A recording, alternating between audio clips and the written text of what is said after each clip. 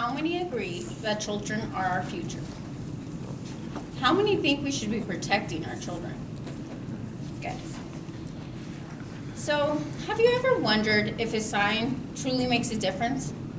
Like those signs that we read all the time, smile, you're on camera, trespassers beware, watchdog on duty, or the classic, my favorite, secured but ADT.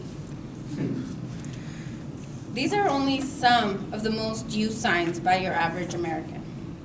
Most of the time, it's all a lie. Unless you are the one putting up the sign, you truly don't know if it's true.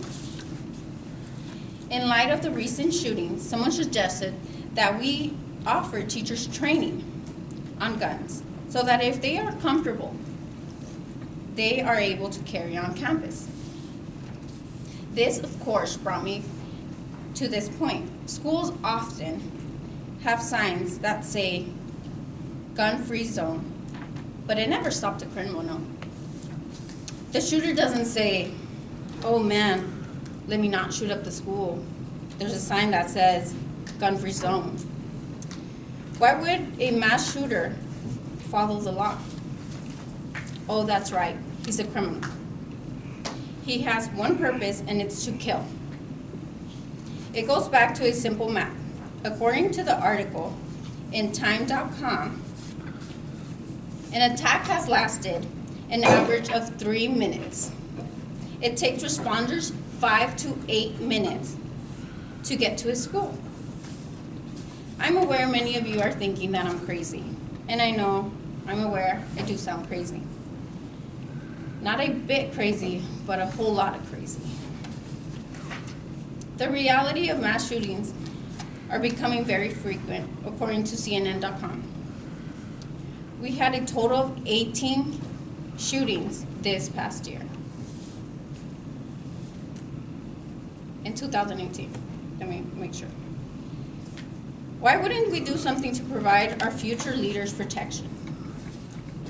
Whether it may be providing teachers on training on guns or adding bulletproof tech to our campuses, or simply noticing when someone is struggling. Like I've mentioned, we have lots of options. But many of these will involve you calling Congress and our districts to do something. It will take you to make that difference. It will take you to get your voice heard, to get these kids the protection they need. Yes, of course, they don't volunteer for that because that will come out of their pocket. That is a pay cut they're going to have to take to invest to these schools. To provide with proper bulletproof tech, like doors, windows, all of that, gates, you name it. Or what about having a simple armed officer at each school? I understand the cost, but I think it's something that we're willing to do. Gun control is not the solution. Criminals don't follow the law. They are criminals for that reason. Raising the age limit will only make them go to the black market. The black market will always exist. You need to demand this change. You may be asking yourself why you should listen to me. Well, as most of you know, I work at a school, but I'm not your average librarian. At times, I'm a tutor, a mother, or a simple shoulder to cry on. I've came in contact with children from all walks of life with different struggles. I faced hard times, and over again, I protect the students around me. Thankfully, our campus, we've remained very vigilant and aware of our students. We are able to provide our students with the help they need. ABC News reported that a grandmother in Washington State called the cops when she found her grandson's journal that contained his evil plan to shoot 2 nearby high schools. Officers are convinced that due to the bravery of this grandmother, many lives were saved. So, brings me back to this. Who are they? So, 100% of our mass shooters have been males. 95% have been students. 78% had already attempted suicide before, so they haven't been hurt. 71% were bullied. 98 experienced a loss of a mother, father, anything. Go ahead. The weapons they used, 61% were handguns, 49% were rifle or shotguns, 1/3 used one weapon, half of them used multiple weapons, and 27 ended up committing suicide afterwards.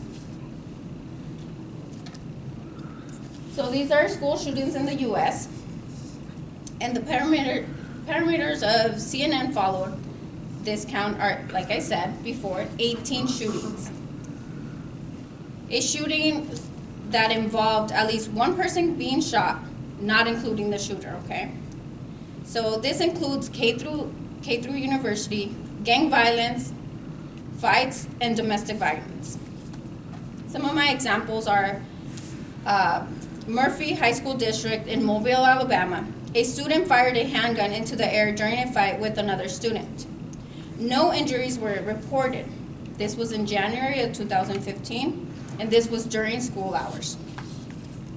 In Stoneman Douglas High School, Parkland, latest shooting, a 19-year-old former student opened fire with a semi-automatic rifle, killing 17, injuring 14 during school hours. Salvador B. Castro Middle School in LA, a semi-automatic handgun brought to a school by a 12-year-old student accidentally went off. 4 students were injured. This was during school hours, and this was February 1st. And this one hits home